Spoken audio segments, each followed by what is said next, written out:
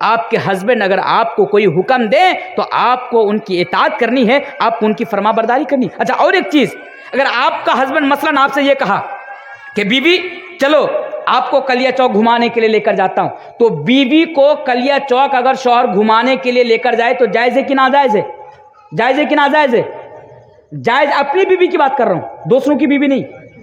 اگر اپنی بیوی کو اگر کوئی شوہر کہیں پہ گھومنے کے لیے لے کے جانا چاہے تو جا سکتے ہیں، اس میں کوئی حرج کی بات نہیں ہے۔ اب شوہر بیوی سے کہہ رہا ہے کہ چلو بھائی گھوم کے آتے ہیں، بیوی بھی خوشی راضی ہو جاتی ہے کہ چلو ٹھیک ہے، بڑے دنوں سے نہیں گئی ہوں کہیں پر باہر گھومنے کے لیے، چلیے باہر چلتی ہوں گھومنے کے لیے۔ اب شوہر کیا کرتے ہیں، بیوی کہتی ہے کہ آپ 5 منٹ انتظار کر لیجئے، میں تیار ہو جاتی ہوں۔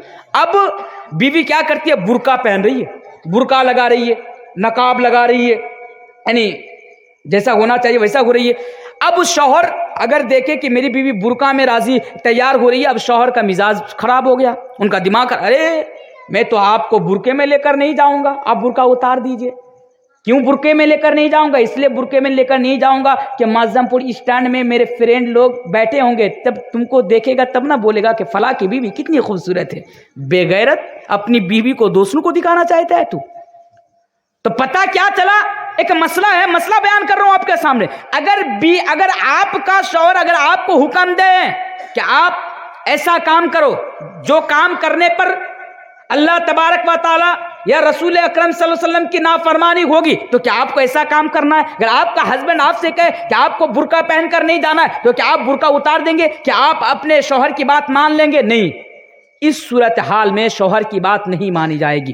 حدیث ہے لا طاعت لأحد فی معصیت اللہ انما الطاعت فی المعروف، کہ اگر آپ کا ہسبینڈ آپ کو ایسا حکم دے رہا ہے کہ جو شریعت کے دائرے میں رہ کر، شریعت کے اصولوں کو سامنے رکھ کر اگر آپ کا شوہر آپ کو حکم دے رہا ہے تو شوہر کی اطاعت کی جائے گی، اور اگر آپ کے شوہر شریعت کے اصولوں کے خلاف اگر آپ کو کوئی حکم دے رہا ہے تو شوہر کی بات نہیں مانی جائے گی۔ اگر ضرورت پڑے تو اس شوہر کے منہ پر لات مار کے اس گھر سے نکال جائیے، لیکن شوہر کی اطاعت اس حال میں نہیں کی جائے گی، کیونکہ صرف اطاعت ان کاموں میں کی جائے گی جو شریعت کے اصولوں کے دائرے میں رہ کر، جو شریعت کے دائرے میں رہ کر جو حکم دے۔ اچھا اور ایک چیز پر ذرا غور کیجیے، بیوی کے اوپر شوہر کا یہ بھی حق ہے کہ بیوی شوہر کے مال کی حفاظت کرے۔ اپنے شوہر کے پاس جو پیسہ ہے، جو آپ کے نگراں میں جو پیسہ رکھے ہیں یا جو دولت رکھے ہیں، آپ اس کی حفاظت کیجئے۔ آپ کا شوہر، میں دیکھا ہوں شوہر سعودی عرب میں رہتا ہے، بڑا محنت مشقت کر کے 1 لاکھ 2 لاکھ روپیہ بیچارہ کماتا ہے، اور وہاں سے بیوی کو پیسہ بھیجتا ہے، اور بیوی ان پیسوں سے یہاں پر فراٹے اڑا رہی ہیں۔ ان پیسوں سے بیوی کلیا چوک جاتے ہیں، کپڑے پہ کپڑا خریدتی جا رہی ہیں۔ پیسہ شوہر کماتا ہے، گھر میں بھیجتا ہے، بیوی اپنے میکا کو وہ پیسہ بھیج دیتی ہے۔ نہیں، ایسا نہیں چلے گا۔ آپ کے اوپر آپ کے شوہر کا یہ حق ہے، یہ رائٹ ہے کہ آپ کے شوہر کے مال کی آپ کو حفاظت کرنی ہے، یہ بھی آپ کے شوہر کا آپ کے اوپر حق ہے۔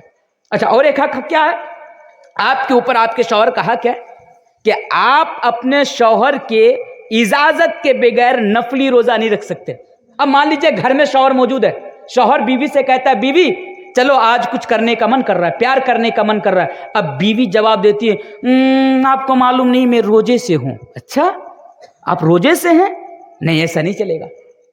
اللہ کے پیارے نبی جناب محمد رسول اللہ صلی اللہ علیہ وسلم نے بیان فرمایا کہ ایک بیوی کے اوپر شوہر کا یہ حق ہے۔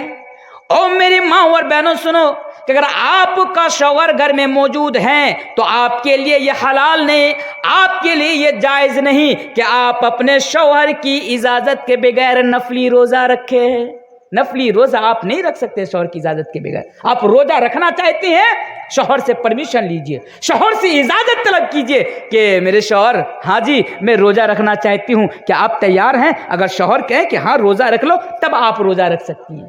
لیکن ہاں یہ فرض روزہ کی بات نہیں ہو رہی ہے، نفلی روزہ کی بات ہو رہی ہے۔ اگر ماہ رمضان میں اگر شوہر بیوی سے کہے کہ آپ کو روزہ نہیں رکھنا ہے تو کیا اس وقت بھی شوہر کی بات مان لی جائے گی؟ نہیں، فرض روزہ کی بات نہیں ہو رہی ہے، نفلی روزہ کی بات ہو رہی ہے۔ فرض روزہ تو شوہر اجازت دے یا نہ دے اس کے لیے آپ کو کوئی پرواہ نہیں ہونی چاہیے، بلکہ یہ نفلی روزہ کی بات ہو رہی ہے۔ اچھا اور ایک حق ہے، ایک حق بیان کروں گا پھر آپ کی طرف آپ کو لے کر آؤں گا انشاءاللہ، کیونکہ وقت بڑھ رہا ہے، 12 بجنے کو ہیں، اور کل بھی مین پروگرام تو کل ہونا ہے انشاءاللہ۔ بیوی کے اوپر شوہر کا یہ بھی حق ہے. اب دیکھیے ہماری بیویوں کا یہ حال ہے, انہیں معلوم ہی نہیں ہے. آج ایک باپ اپنا بیٹا سے کہتا ہے, بیٹا اے عبداللہ عبد الرحمن تیری ماں کو بلا کے لا, تیرا کام پڑ گیا ہے. بیٹا جواب دیتا, ابو آپ کو معلوم نہیں, ماں تو کلیا چوک چلی گئی ہے. اچھا, گھر میں شوہر موجود ہے اور آپ کلیا چوک بغیر اجازت کے چلی گئے, آپ فلاں جگہ بغیر اجازت کے چلی گئے, آپ مائکے بغیر اجازت کے آپ چلی گئی. ایسا نہیں چلے گا. آپ کے اوپر آپ کے شوہر کا یہ حق ہے, اگر آپ گھر سے کہیں باہر جانا چاہتی ہے تو پہلی چیز تو یہ ہے کہ آپ کو اپنے شوہر کی پرمیشن لینی پڑے گی. سب سے پہلے شوہر کو بتانا پڑے گا کہ اے میرے شوہر میں فلاں جگہ جانا چاہتی ہوں, میرا کام ہے. اگر آپ کا شوہر آپ کو اجازت دے دے کہ ٹھیک ہے آپ جائیے, تبھی آپ جا سکتی ہیں, ورنہ آپ شوہر کی اجازت کے بغیر گھر سے باہر نہیں نکل سکتی ہیں. یہ حق ہے آپ کے شوہر کا آپ کے اوپر. اچھا, اور ایک چیز بیان کر دیتا ہوں جلدی جلدی میں. ایک بیوی کو کیسی ہونی چاہیے, ہر حال میں اپنے شوہر کا شکر گزار رہنا چاہیے. ہر حال میں اپنے شوہر کا شکریہ ادا کریں. ایسا نہیں ہے ہماری بیویوں کا یہ حال ہے کہ اب مان لیجئے شوہر غریب ہے, شوہر کے پاس زیادہ پیسہ نہیں, شوہر کے پاس زیادہ دولت نہیں, تو بیوی شوہر کے منہ پر بول دیتی ہے کہ جب سے آپ کے پاس آئی ہوں تب سے مجھے کچھ نہیں ملا ہے. ایسا نہیں ہونا چاہیے. ہمیشہ آپ اپنے شوہر کا احسان مند رہیے, ہمیشہ اپنے شوہر کا جو ہے شکر گزار بن کر آپ زندگی گزاریے. آپ ناشکری نہ کریں, ورنہ اس حدیث کو آپ یاد کریں کہ اللہ کے پیارے رسول جناب محمد رسول اللہ صلی اللہ علیہ وسلم نے بیان فرمایا کہ اے عورتوں, فإنی اریتکن اکثر اہل النار, میں نے جہنم کے اندر عورتوں کو سب سے زیادہ دیکھا ہے. سوال پوچھا گیا, اللہ کے نبی وجہ کیا ہے, ریزن کیا ہے کہ عورتیں سب سے زیادہ جہنم کے اندر جائیں گی؟ تو اللہ کے نبی نے بیان فرمایا تھا کہ وہ اس لیے کہ وہ دنیا میں اپنے شوہر کی بہت زیادہ ناشکری کرتی ہے. تو شوہر کی ناشکری نہیں کرنی ہے آپ کو. خدا نہ خواستہ آپ کے شوہر غریب ہے, 200 روپیہ دن کماتا ہے, 400 روپیہ دن کماتا ہے, آپ کو 8,000 9,000 روپیہ کپڑا لے کر آپ کو نہیں دے پاتا ہے, ہر دن مرغا مسلم کھلا نہیں پاتا ہے. اس حال میں بھی آپ اپنے شوہر کا شکریہ ادا کریں, اپنے شوہر کا شکر گزار رہیں, ان کی ناشکری نہ کریں اور صبر لیں. جیسے صحابہ کرام کی جو بیویاں تھے, اور ان سے ذرا سیکھیں کہ ان کے گھر میں 3 دن تک چولہا نہیں جلتا تھا, 4 دن تک چولہا نہیں جلتا تھا, پھر بھی صحابہ کرام کی بیویاں کبھی صحابہ کرام کی ناشکری نہیں کرتے تھے. تو یہ آپ کے اوپر آپ کے شوہر کا حق ہے. اب ذرا آپ کا بھی ذرا کلاس لے لوں. اب آپ کو کیسا بننا ہے؟ ابھی تک تو بیوی کی بات چل رہی تھی کہ بیوی کو ایسا ہونا ہے. اب آپ کو کیسا ہونا ہے, ہمیں بیوی کے لیے کیسا ہسبینڈ بننا ہے. چلیے 4-5 چیزیں جلدی جلدی آپ کے سامنے بیان کر دیتا ہوں. پہلی چیز, جس طرح آپ کی بیوی آپ کی عزت کرے گی, جس طرح آپ کی بیوی آپ کا سمان کرے گی, آپ کا احترام کرے گی, اسی طرح آپ کو بھی آپ کی بیوی کا احترام کرنا پڑے گا. اسی طرح آپ کو بھی آپ کی بیوی کے ساتھ اچھا برتاؤ کرنا پڑے گا. لیکن اللہ معاف کرے, آج ہم مردوں کی مینٹیلیٹی تو یہ, اللہ معاف کرے, آج ہم مردوں کی تو سوچ یہ ہے کہ ہم نواب ہیں اور ہماری بیویاں نوکرنی ہیں. ہم اپنی بیوی کو نوکرنی سمجھتے ہیں. ایسا نہیں چلے گا. اگر آپ کی بیوی آپ کا سمان کرے گی تو آپ کو بھی اپنی بیوی کا سمان کرنا پڑے گا. اللہ تبارک و تعالیٰ قرآن کریم کے اندر بیان فرماتا ہے, وَعَاشِرُوهُنَّ بِالْمَعْرُوفِ فَإِن كَرِهْتُمُوهُنَّ فَعَسَىٰ أَن تَكْرَهُوا شَيْئًا وَيَجْعَلَ اللَّهُ فِيهِ خَيْرًا كَثِيرًا. اللہ فرماتا ہے کہ اے مردو, اپنے گھر کی عورتوں کے ساتھ اچھا برتاؤ کرو. اے مردو, اپنی بیویوں کے ساتھ اچھا برتاؤ کرو. اور یہ بھی یاد رکھو, اگر تمہاری بیوی کے اندر کوئی ایسی چیز ہے جو تمہیں ناپسند ہے, پھر بھی اس چیز کو تم نظر انداز کر دیا کرو. ہو سکتا ہے کہ تمہاری بیوی کے اندر اللہ تبارک و تعالیٰ نے تمہارے لیے بہت ساری بھلائی رکھی ہو, تو پتہ کیا چلا ہماری بیویوں کے ساتھ ہمیں اچھا برتاؤ کرنا ہے. اور آگے بڑھو, اللہ کے پیارے حبیب جناب محمد رسول اللہ پڑھیے صلی اللہ علیہ وسلم بیان فرماتے ہیں, اکمل المؤمنین احسنهم خلقا وخیارکم خیارکم نسائکم. اللہ کے نبی بیان فرماتے ہیں کہ مومنوں کے اندر سب سے بہترین مومن وہ ہے کون؟ اکمل المؤمنین احسنهم خلقا, کہ مومنوں کے اندر سب سے بہترین مومن وہ ہے جس کا اخلاق بہتر ہو. اور نبی نے یہ بھی بیان فرمایا, وَخِيَارُكُمْ خِيَارُكُمْ نِسَائِكُمْ, اور تم میں سے سب سے بہترین شخص وہ ہے جو اپنی بیوی کے نزدیک بہتر ہو. اور ایک حدیث سنتے جائیے, اللہ کے پیارے نبی جناب محمد رسول اللہ صلی اللہ علیہ وسلم بیان فرماتے ہیں, خیرکم خیرکم لأہلی وَأَنَا خَيْرُكُمْ لِأَهْلِي۔ اللہ کے نبی بیان فرماتے ہیں کہ لوگوں سنو، تم میں سے سب سے بہترین شخص ہوئے جو اپنی بیویوں کے لیے بہتر ہو، اپنے اہل و عیال کے لیے بہتر ہو۔ او لوگوں، او دنیا والوں، اور مجھے دیکھو، خیرکم خیرکم لأہلی وَأَنَا خَيْرُكُمْ لِأَهْلِي، اور تم میں سے میں سب سے بہتر ہوں اپنے اہل و عیال کے نزدیک۔ اس دونوں حدیثوں کو سامنے رکھ کر میں یہ میسج دے کر جا رہا ہوں کہ معظم پور کے اندر رہنے والوں مردوں سنو، اللہ کے پیارے حبیب بیان فرماتے ہیں کہ لوگوں میں سب سے بہترین لوگ وہ ہیں جو اپنی بیوی کے لیے بہتر ہو۔ دونوں حدیث پڑھ دیے، اب ذرا سنیے۔ مان لیجئے مثال کے طور پر، فار ایگزامپل، ایک آدمی ہے، حاجی صاحب ہے، مان لیجئے حاجی صاحب ہے، میں کسی کو ٹارگٹ کر کے نہیں بیان کر رہا ہوں، ماسٹر صاحب ہے، مولوی صاحب ہے، ڈاکٹر صاحب ہے۔ معظم پور گاؤں کے اندر نا تمام لوگ اس کا بڑا سمان کرتے ہیں، بڑا سمان، فلاں ماسٹر صاحب بڑا اچھا آدمی ہے، فلاں حاجی صاحب بڑا اچھا آدمی ہے، فلاں مولوی صاحب بڑا اچھا آدمی ہے، لیکن وہ اپنی بیوی کے نزدیک اچھا نہیں ہے تو اس کو اچھا نہیں مانا جائے گا۔ اس بات کو یاد رکھیے، آپ کی بیوی کو اسلام نے یہ مقام دیا، آپ کی بیوی کو اسلام نے یہ حق دیا کہ اگر ایک انسان کو اگر پوری دنیا کے لوگ یہ کہے کہ فلاں آدمی اچھا ہے، اور بیوی اگر یہ کہہ دے کہ میرا شوہر اچھا نہیں ہے، تو اس کو اچھا نہیں مانا جائے گا۔ اس لیے میرے پیارے ساتھیوں، دنیا کی نظر میں اچھا بننے سے پہلے، سماج میں اچھا بننے سے پہلے، لوگوں کی نظر میں اچھا بننے سے پہلے، آپ کے گھر میں جو بیوی ہے اس بیوی کی نظر میں آپ اچھا بنیے۔ جب تک آپ کی بیوی یہ سرٹیفائی نہ کر دے، جب تک آپ کی بیوی یہ نہ بتا دے کہ میرا شوہر اچھا ہے، اس وقت تک آپ اچھا انسان نہیں ہے۔ تو یہ آپ کا بیوی کو اسلام نے مقام دیا ہے۔ سب سے پہلے بیوی کے نزدیک اچھا بنیے۔ اچھا، بیوی کا حق آپ کے اوپر کیا؟ یہ ایک بڑی پیاری حدیث میں آپ کے سامنے بیان کر کے جا رہا ہوں۔ اللہ کے پیارے نبی جناب محمد رسول اللہ صلی اللہ علیہ وسلم کے پاس ایک صحابی آتے ہیں، اس کا نام کیا ہے؟ اس کا نام معاویہ القشیری ہے۔ او مردو سنو، حضرت معاویہ القشیری رضی اللہ تعالیٰ عنہ اللہ کے پیارے حبیب کے پاس آتے ہیں، آنے کے بعد سوال کرتے ہیں کہ اللہ کے نبی آپ بتائیے کہ ہماری بیویوں کا حق ہمارے اوپر کیا ہے، یعنی بیویوں کا حق مردوں کے اوپر کیا ہے؟ اور لوگوں سنو، بس 5 چیزیں یاد رکھو۔ اللہ کے پیارے نبی جناب محمد رسول اللہ صلی اللہ علیہ وسلم نے بیان فرمایا کہ بیویوں کا حق شوہر کے اوپر یہ ہے کہ ان تطعمها اذا طعمت وتكسوها اذا اكتسيت ولا تضرب الوجه ولا تقبي ولا تهجر الا في البيت۔ اللہ کے رسول نے 5 چیزوں کا ذکر کیا۔ ہمارے اوپر بیویوں کا کیا حق ہے؟ ذرا یہ بھی سنتے جائیے، 5 چیزوں کا ذکر اللہ کے نبی نے کیا۔ 5 چیزیں کیا؟ ان تطعمها اذا طعمت، بیوی کا پہلا حق ہسبینڈ کے اوپر یہ ہے کہ شوہر جو کھائے گا وہ بیوی کو کھلانا پڑے گا۔ آپ جو کھائیں گے وہ بیوی کو کھلانا پڑے گا، پہلا حق ہے۔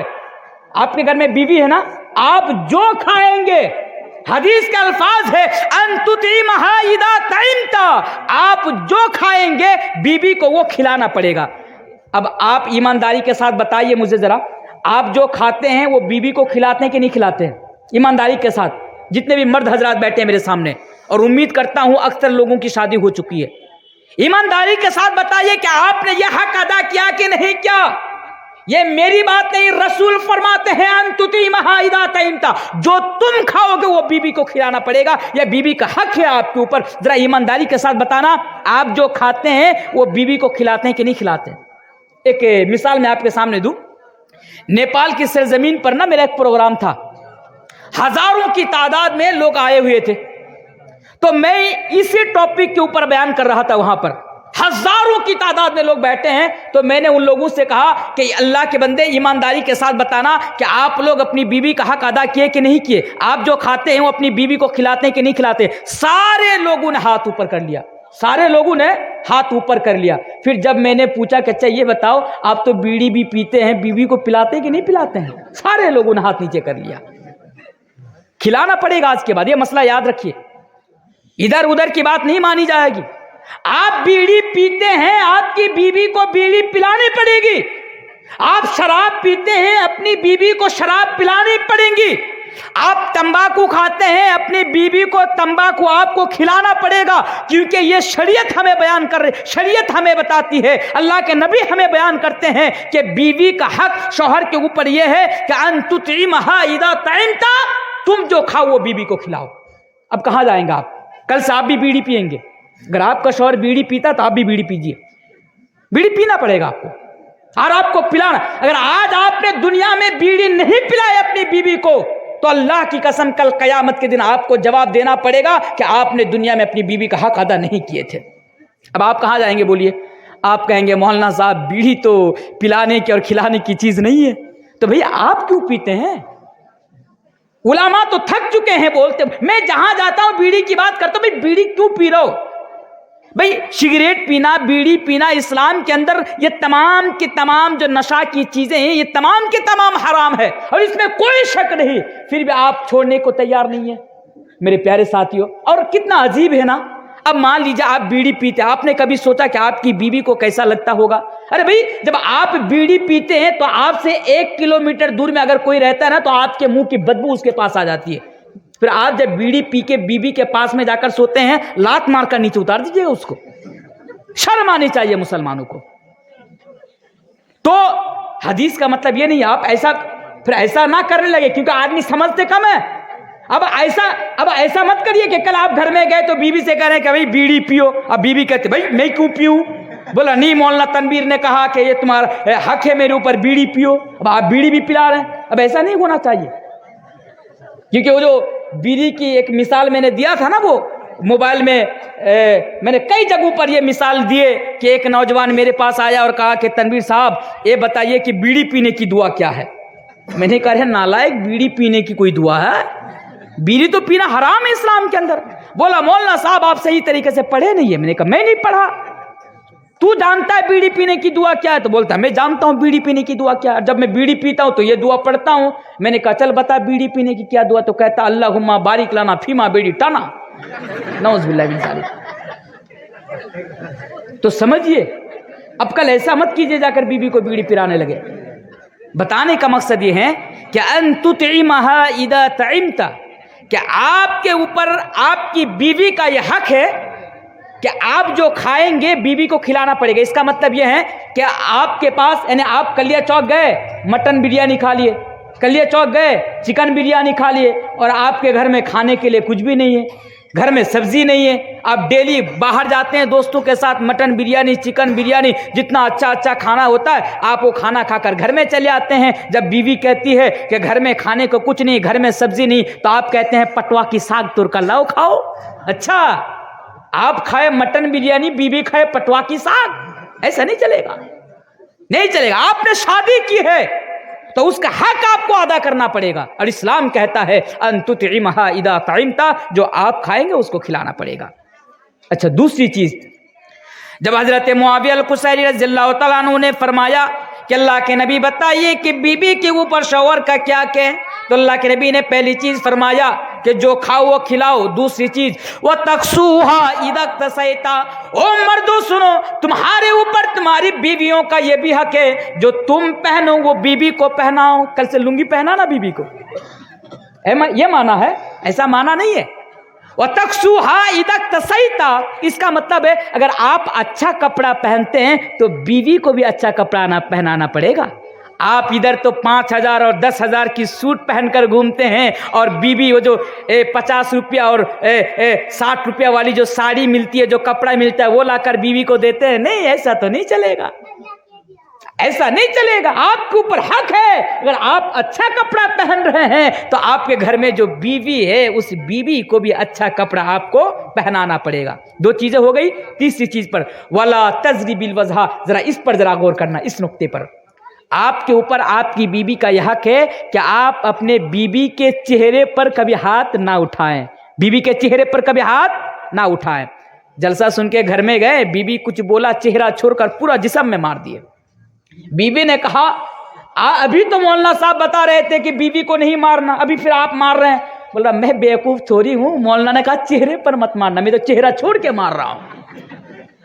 ऐसा भी नहीं होना चाहिए। वला तजरी बिल वजह, بیوی کا حق ہے ہمارے اوپر کہ کبھی بیوی کے اوپر ہاتھ نہ اٹھایا جائے، بیوی کے اوپر کبھی ہاتھ نہ اٹھایا جائے. لیکن اللہ معاف کرے، آج تو ہم اور آپ ذرا سی باتوں کے لیے بیوی کو جانور کی طرح مارتے ہیں، ذرا سی باتوں کے لیے ہم اور آپ بیوی کو جانوروں کی طرح پیٹتے ہیں. میرے بھائیوں، بیوی کے اوپر ہاتھ اٹھانے والا انسان کبھی اچھا انسان، ایک مومن بننا تو دور کی بات، ایک اچھا مسلمان بننے تو دور کی بات، ایک اچھا انسان نہیں بن سکتا ہے. اس لیے بیوی کے اوپر کبھی ہاتھ مت اٹھانا. اور ہمارا حال تو یہ ہے کہ کلیا چوک ہم گئے، کلیا چوک میں جا کر کسی سے ہماری لڑائی ہو گئی، کسی کے ساتھ ہمارا جھگڑا ہو گیا. اب جب لڑائی ہوئی، جھگڑا ہوا، ابھی کمزور ہوں، گٹکا کھا کے شراب پی کے بالکل دبلا پتلا سا ہو گیا ہوں. دوستوں جس کے ساتھ لڑائی کی اس نے 4-5 گھوسا اور 4-5 لات مار دیا. اب گھر میں آیا، پیچھے سے کپڑا پھٹا ہوا ہے، گنجی پھٹی ہوئی ہے. گھر میں آیا، بیوی نے پوچھا کیا ہوا، کس کے پاس لات کھا کر آئے ہیں گھر میں. اب وہاں تو لات کھا کر آیا، گھر میں آ کر شیر بن گیا. وہاں بلی بن کے تھا، لات کھا رہا تھا، گھر میں آ کر شیر بن گیا. جب بیوی نے کہا تو بیوی کو دے دھرا در مارنا اسٹارٹ کر دیا. یہ ہمارا حال ہے. میرے بھائیوں، ذرا سی باتوں پر بیوی کے اوپر ہاتھ نہ اٹھایا کرو، بیوی کو نہ مارا کرو، بیوی کو ذلیل نہ کیا کرو، بیوی کو تکلیف نہ پہنچایا کرو. اور میں تو آج ایک بات بڑی ذمہ داری کے ساتھ یہ بات کہہ کر جا رہا ہوں. مجھے پتا نہیں کس کو لگے گی یا نہیں لگے گی میری بات، لیکن بڑی ذمہ داری کے ساتھ یہ بات بتا کر جا رہا ہوں کہ بیوی کے اوپر ذرا سی باتوں کے لیے ہاتھ اٹھانے والا انسان میری نظر میں مرد نہیں بلکہ وہ نامرد ہے. وہ نامرد ہے جو بیوی کے اوپر ہاتھ اٹھاتا ہے. اس لیے کوشش کریں کبھی بیوی کے اوپر ہاتھ نہیں اٹھائیں گے انشاءاللہ. ذرا ہمیں اور آپ کو سوچنے کی ضرورت ہے. اس بیوی کے اوپر، اس بیوی کی بات کر رہا ہوں میرے بھائی، اس بیوی کی جس بیوی نے ہمارے لیے اپنے ماں باپ کو چھوڑ دیا، جس بیوی نے ہمارے لیے اپنے بچپن کے تمام سہیلیوں کو چھوڑ دیا، جس بیوی نے ہمارے لیے ہر چیز سے کمپرومائز کر لیا، آج ہمارے پاس آ کر رہ رہی ہے، ہمارے لیے کھانا بنا رہی ہے، ہمارے بچوں کا دیکھ بھال کر رہی ہے، ہمارے لیے سب کچھ کر رہی ہے، اور اللہ معاف کرے آج ہم اسی بیوی کے اوپر ہاتھ اٹھاتے ہیں. میرے بھائیوں، یہ ہمارے لیے اچھا نہیں ہے. اس لیے بیوی کے اوپر ہاتھ نہ اٹھایا کریں. یہ بیوی کا حق ہے. تو تیسری چیز ہو گئی. پھر سے وہ حدیث سنتے جائیے. اللہ کے پیارے نبی بیان فرماتے ہیں، ان تطعمها اذا طعمت وتكسوها اذا اكتسيت ولا تضرب الوجه ولا تقبح ولا تهجر الا في البيت. او مردو سنو، تمہارے اوپر تمہاری بیویوں کا یہ بھی حق ہے کہ تم اپنی بیویوں کو گالی نہ دیا کرو، گالی نہ دیا کرو. گالی آج جو ذرا سی باتوں کے لیے تیری بہن کی، تیری اس کی بیوی کا خاندان کو لے کر گالی دینا، باپ کو لے کر گالی دینا، ماں کو لے کر گالی دینا، میرے پیارے ساتھیوں یہ اچھا مسلمان کی پہچان نہیں ہے. ولا تقبح، آپ کے اوپر آپ کی بیوی کا یہ حق ہے کہ آپ اپنی بیوی کو گالی نہ دے. بولے انشاءاللہ. ولا تہجر الا فی البیت. اور لاسٹ چیز، آپ کے اوپر آپ کی بیوی کا یہ حق ہے. مان لیجئے بیوی آپ کی اور آپ کے درمیان، آپ کی بیوی اور آپ کے درمیان انبن سی ہو گئی، 2-4 باتیں ہو گئی، لڑائی ہو گئی، جھگڑا ہو گیا، تو آپ کیا کریں؟ اس کو باہر جا کر نہ پھیلائیں. ولا تہجر الا فی البیت. ہو سکتا ہے کہ آپ کے درمیان، آپ کی بیوی کے درمیان لڑائی ہو جائے، جھگڑا ہو جائے، تو میں ہو جائے، ہو سکتا ہے، یہ بڑی بات نہیں ہے، سب کی زندگی میں ہوتا ہے، آپ کی زندگی میں بھی ہو گیا. لیکن ایسا نہیں کہ آپ اس کو اور بڑھاوا دیں، گھر میں جا کر سب کو بتائے، باہر جا کر سب کو بتائے، یہ کرے وہ کرے. ایسا نہیں ہے میرے بھائیوں. اگر کچھ ہو گیا ہے، انبن سی ہو گئی، کچھ بات بن گئی، تو اس بات کو بگڑنے سے پہلے اسلام کہتا ہے کہ ولا تہجر الا فی البیت. آپ گھر کے اندر اس کو گھڑی کے اندر رکھیے اور گھڑی کے اندر اس کو ختم کر دیجئے. یہ بیوی کا حق ہے آپ کے اوپر. آئیے اور ایک حدیث میں آپ کے سامنے پڑھ کر چلا جاتا ہوں. پہلے ایک قرآن کی آیت پڑھیے کہ بیوی کا حق ہمارے اوپر کیا ہے. جلدی پڑھ رہا ہوں آپ کے سامنے کیونکہ رات بڑی تیزی کے ساتھ آگے بڑھ رہی ہے. قرآن کہتا ہے فَانْكِحُوا مَا طَابَ لَكُم مِّنَ النِّسَاءِ مَثْنَىٰ وَثُلَاثَ وَرُبَاعَ. اللہ اکبر. ذرا دیکھیے، اب تو مرد خوش ہو جائیں گے. آپ اگر کسی عورت سے شادی کرنا چاہتے ہیں تو کیجئے. اسلام آپ سے کہتا ہے کہ مثنیٰ وثلاث ورباع، 2 3 4 آپ شادی کر سکتے ہیں. ڈبل شادی کیجئے. ایک بیوی ہے اور ایک شادی کیجئے. اگر آپ چاہتے ہیں کہ شادی کروں تو کیجئے، کوئی منع نہیں ہے آپ کے شادی کرنے کے لیے. 1 شادی کیجئے، 2 شادی کیجئے، 3 شادی کیجئے، 4 شادی کیجئے. چارج 4 سے زیادہ اور نہیں کر سکتے. مثنا و ثلاثہ و رباع, 1 2 3 4 تک آپ شادی کر سکتے ہیں. لیکن ہاں شرط ہے, کلیا چوک میں بہت سارے لوگ ایسے مل جائیں گے کہ جن کے پاس 3 بیویاں ہیں, 2 بیویاں ہیں, 4 بیویاں ہیں. لیکن بیوی کا حق آپ کے اوپر کیا ہے, یہ بیان کرتے ہوئے یہ آیت میں آپ کے سامنے پڑھ رہا ہوں کہ اسلام نے آپ کو یہ اجازت دی, شریعت نے آپ کو یہ اجازت دی کہ 1 سے زیادہ 2 3 4 آپ نکاح کر سکتے ہیں, آپ شادی کر سکتے ہیں. لیکن شرط ہے. شرط کیا ہے؟ فَإِنْ خِفْتُمْ أَلَّا تَعْدِلُوا فَوَاحِدًا. شرط کیا ہے؟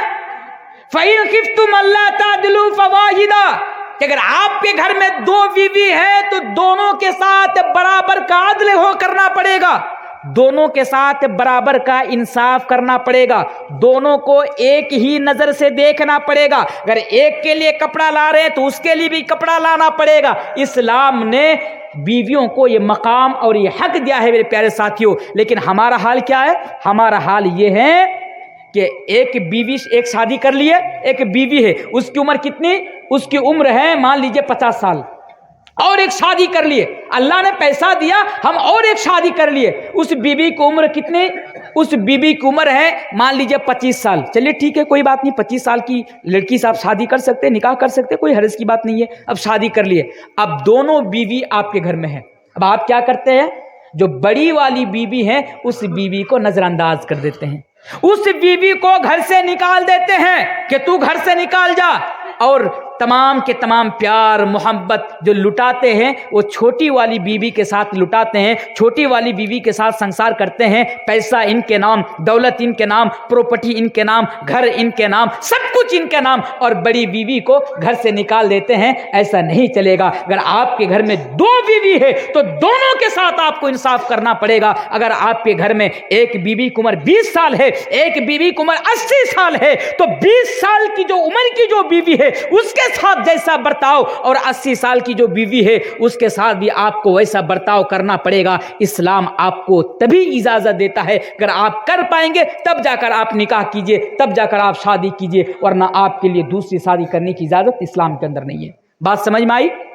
ایک نا واقعہ یاد آ گیا مجھے, یہ واقعہ سنتے جائیے, بڑا دردناک واقعہ ہے. ایک دن جمعہ کی نماز پڑھ کے میں مسجد سے نکل رہا ہوں. مسجد کے سائیڈ میں, بالکل دروازے کے سائیڈ میں, ایک عورت, بالکل جوان عورت, اپنے ایک معصوم چھوٹا سا بچہ کو لے کر کھڑی ہے.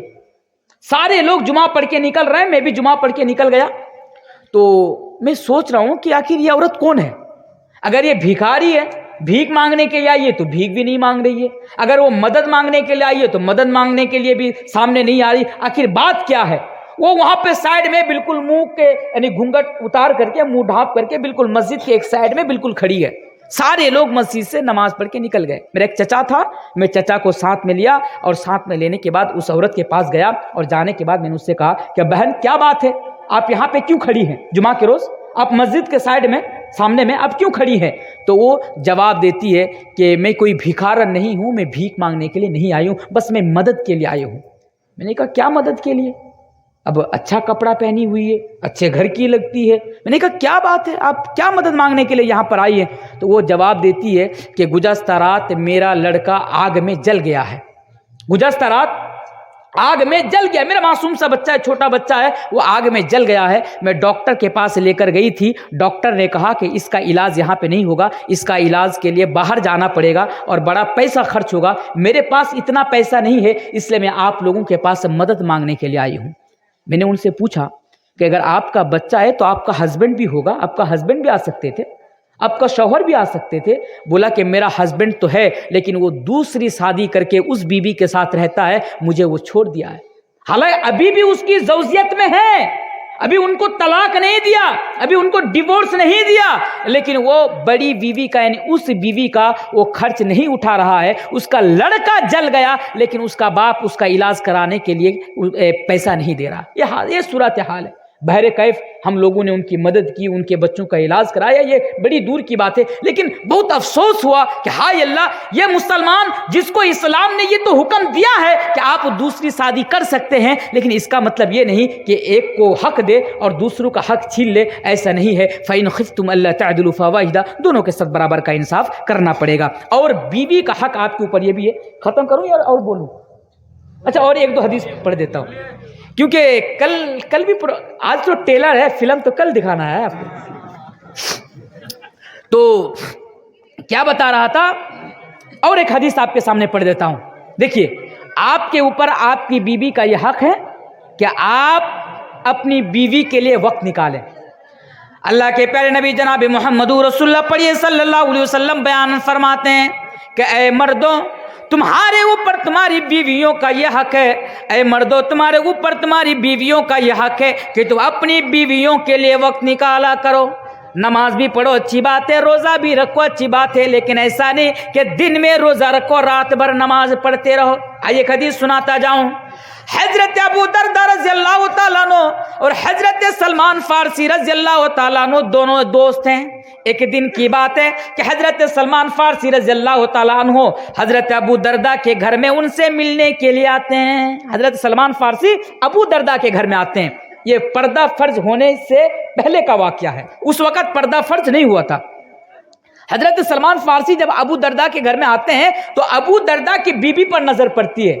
तो अबू दरदा की बीबी को देखते हैं कि उनका बाल इधर से उधर, यानी इधर से इधर उनका बाल है, सही से वो कंघी भी नहीं करती है, सही कपड़ा भी नहीं पहनी हुई है।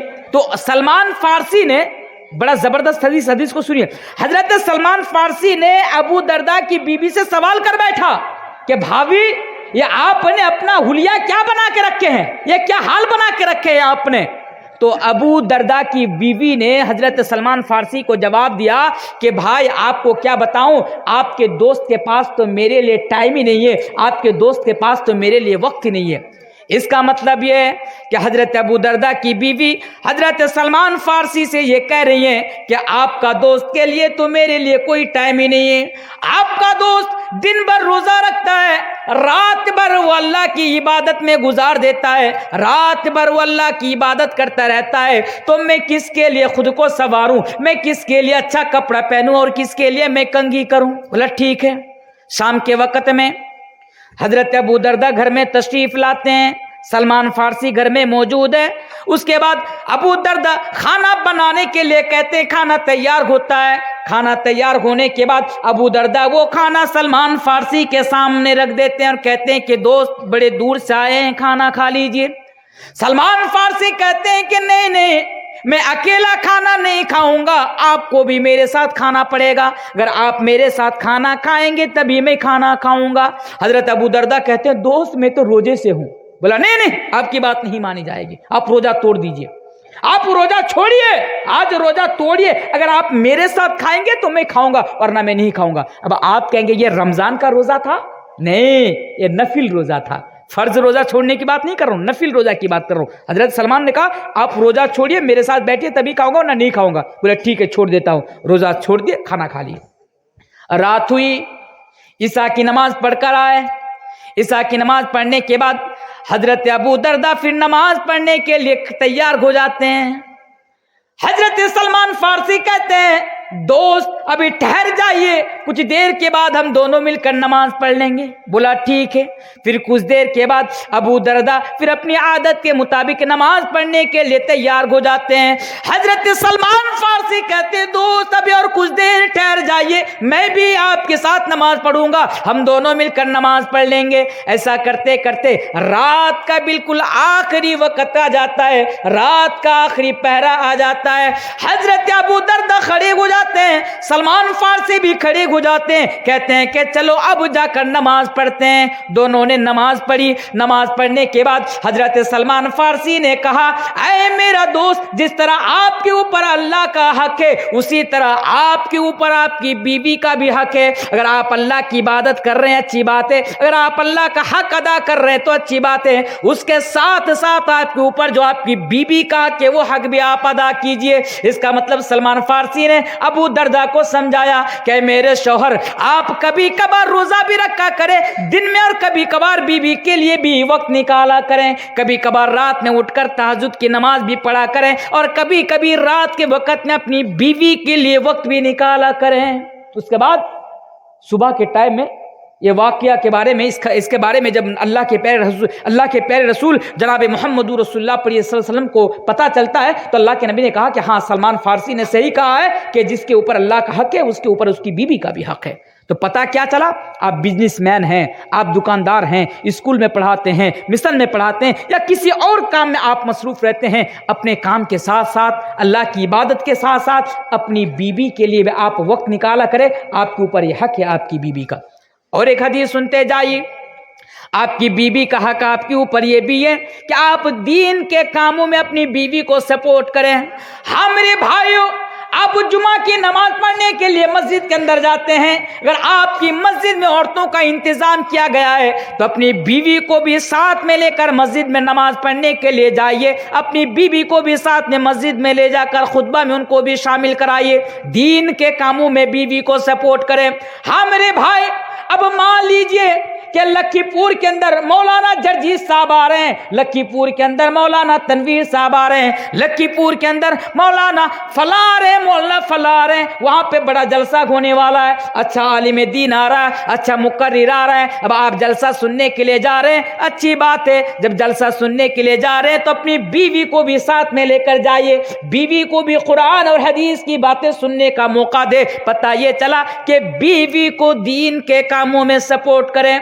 मान लीजिए रात में आप भी सोए हुए हैं, आपकी बीवी भी सोई हुई है, रात में उठकर आप तहज्जुद की नमाज पढ़ते हैं, रात में उठकर आप क़यामुल लैल यानी तहज्जुद की आप नमाज पढ़ते हैं, अल्लाह की इबादत करते हैं, तो कभी कभार बीवी को भी उठाकर नमाज पढ़ाया कीजिए। बीवी से भी कहिए कि बीवी उठो और तहज्जुद की नमाज पढ़ो। रात में अगर आप अल्लाह की इबादत करते हैं, बीवी को भी उठाइए। एक हदीस याद आ गई कि रहिमल्लाहु रजुलन क़ामा मिनल लैल, अल्लाह के नबी कहते हैं कि ऐसे शख्स के ऊपर अल्लाह तबारक व तआला की रहमत नाजिल होती है। किसके ऊपर? कि जब वो रात को तहज्जुद की नमाज पढ़ने के लिए उठता है तो साथ ही साथ वो बीवी को भी उठाता है, और अगर उसकी बीवी नहीं उठती है तो उसके बीवी के चेहरे पर पानी का छींटा मारता है और बीवी को उठाता है। ऐसे शख्स के ऊपर अल्लाह तबारक व तआला की रहमत नाजिल होती है। तो पता क्या चला, दीन के कामों में बीवी को आप सपोर्ट करें, दीन के कामों में हमेशा दीन के कामों में बीवी को सपोर्ट करते रहें। ये बीवी का हक आपके ऊपर है। मेरे भाइयों, 12:30 बजने को हैं, 12:30 हो रहे हैं, यानी मेरा भी 2 घंटा होने को हैं। और आज तो मैं बारहा बता रहा हूँ कि आज 2 रोज़ा जलसा है और आज पहला दिन है, कल आखिरी दिन है। इंशाअल्लाह कल भी मुझे आप लोगों के सामने हाजिर होना है। इतनी देर तक मैंने आप लोगों के सामने मियाँ बीवी के ताल्लुक़ से बातें की कि बीवी को कैसी होनी चाहिए और शौहर को कैसा होना चाहिए, और मैंने 6 हक़ और अधिकार आप लोगों के सामने बयान किए। आखिर में मैं अल्लाह तबारक व तआला से दुआ करूँगा कि अल्लाह आलमीन एक अच्छे शौहर के अंदर जो क्वालिटी होनी चाहिए वो क्वालिटी हमारे अंदर तो पैदा करने की तौफीक अता फरमा। ए अल्लाह आलमीन, एक अच्छी बीवी के अंदर जो क्वालिटी होनी चाहिए वो क्वालिटी हमारी बीवियों के अंदर तो पैदा करने की तौफीक अता फरमा। ए अल्लाह आलमीन, तू बीवी को शौहर का हक अदा करने की तौफीक अता फरमा और शौहर को बीवी का हक अदा करने की तौफीक अता फरमा। पढ़िए अल्लाहुम्मा आमीन। इसी के साथ मैं अपनी बात को ख़त्म करता हूँ, पर एक ऐलान के साथ। मेरे भाइयों, अब उठिए नहीं भाई, कल भी ये जलसा होना है और मैं उम्मीद करता हूं कि कल आप लोग जो आए हैं, जो हाजिर हुए हैं, कल भी आप लोग भारी तादाद में जलसे में आएंगे। इंशाअल्लाह कल मैं आपके सामने एक बड़ा इम्पोर्टेंट टॉपिक के ऊपर गुफ्तगू करूंगा और आप लोग उसको भी कल सुनेंगे, ये उम्मीद आप लोगों से रखता हूं। और अल्लाह तबारक व तआला से ये भी दुआ करता हूं कि अल्लाह तबारक व तआला आप तमाम को सही सालिम रखें और आप तमाम को फिर से कल जलसा में हाजिर होने की तौफीक अता फरमाए। इसी के साथ मैं अपनी बात को ख़त्म करता हूँ। व आखिर दावाना अल्हम्दुलिल्लाहि रब्बिल आलमीन। अस्सलामु अलैकुम।